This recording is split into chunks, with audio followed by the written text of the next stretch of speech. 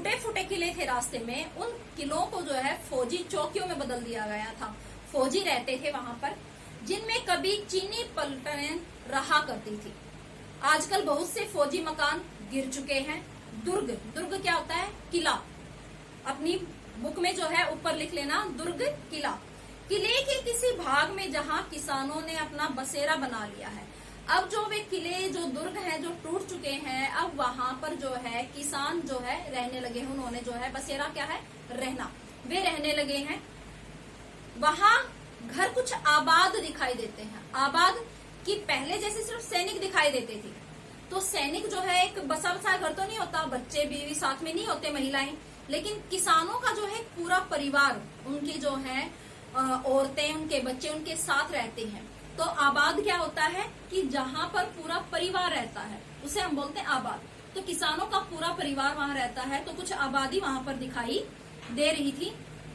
ऐसे ही प्रीत्यक्त, प्रीत्यक्त होता है छोड़ा हुआ, त्यागा हुआ। प्रीत्यक्त का मीनिंग क्या है?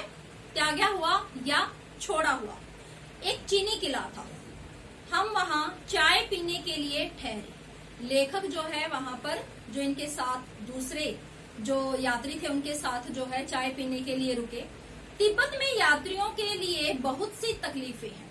अब लेखक यहाँ बता रहे हैं कि तिब्बत में जो है यात्रियों को किन किन मुश्किलों का सामना करना पड़ता है, जो वहां घूमने के लिए जाते थे उस समय। आज के समय की बात नहीं हो रही, उस समय की बात हो रही। लेखक ने उस समय का वर्णन किया है। तो उस समय यात्रियों को कौन सी तकलीफें होती थी, और कुछ आराम की बातें भी थी। कुछ तकलीफें थी तो उसके साथ साथ कुछ आराम की बातें भी थी। वहां जाति पाति छुआछूत का सवाल ही नहीं था। देखो 1929-30 के आसपास भी नेपाल में, तिब्बत में जो है छुआछात जैसी कोई चीज नहीं थी, वरना उस समय जो है छुआछात को बहुत ज्यादा माना जाता था। तो वहां पर छुआछूत जैसी कोई बात नहीं थी, ना जाति पाति का कोई भेदभाव था कि ये सवर्ण जाति से है, ये नीच जाति से। इस तरह का कोई भेदभाव उस समय नहीं किया जाता था तिब्बत में। और न औरतें पर्दा करती थी।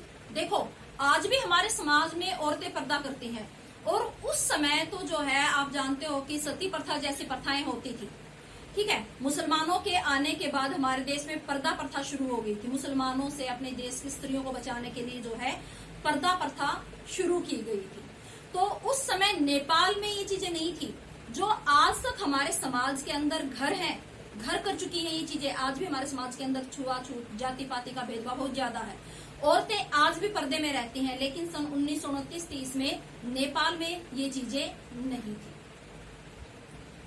बहुत निम्न श्रेणी, निम्न होता है सबसे नीचे दर्जे की, अब सबसे नीची कास्ट, निम्न श्रेणी मतलब सबसे निम्न जाति की। भिखमंगों को लोग चोरी के डर से घर के भीतर नहीं आने देते थे।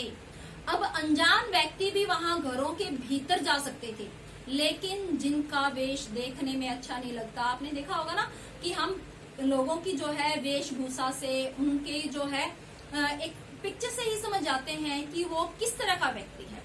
तो जो दिखने में बहुत ही भद्दा और मतलब गरीब, ऐसा लगता था कि वो जैसे चोर डकैत हो सकता है, तो इस तरह के व्यक्ति को जो है घर के अंदर नहीं आने दिया जाता था, वरना अनजान व्यक्ति भी जो है घरों के अंदर जा सकता था।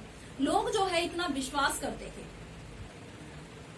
बिल्कुल अपरिचित हो तब भी घर की बहू या सास को, सॉरी एक लाइन छूट गई बेटा, नहीं आने देते थे। नहीं तो आप बिल्कुल घर के भीतर जा सकते थे, चाहे आप बिल्कुल अपरिचित हो, तब भी घर की बहू या सास को अपनी झोली में से चाय दे सकते थे।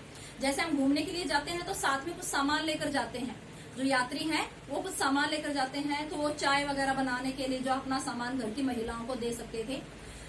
उस समय जो है होटल वगैरह, रेस्टोरेंट वगैरह ये बहुत कम थे, तो वहां के जो बसे हुए लोग थे वो लोग ही जो है यात्रियों की सहायता करते थे। वो लोग यात्रियों से उनका सामान लेकर सामान तैयार कर दे देते थे। तो लेखक जैसे जो है उनके पास चाय का या दूसरा जैसे दूध वगैरह हो उसको गर्म करने का या चाय बनाने का, इस तरह की हेल्प जो है वहां के लोग कर देते थे।